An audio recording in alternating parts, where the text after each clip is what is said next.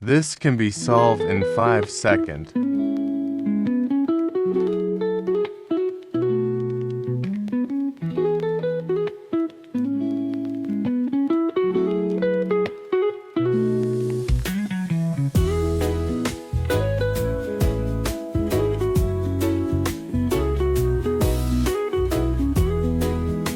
More calculus tricks in my 100 calculus problems PDF.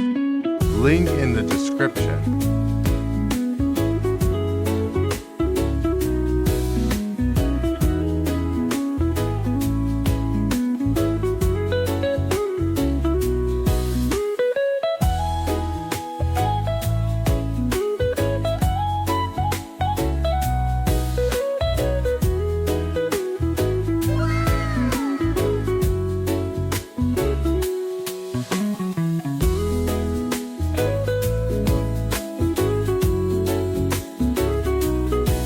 Sub for daily calculus trick.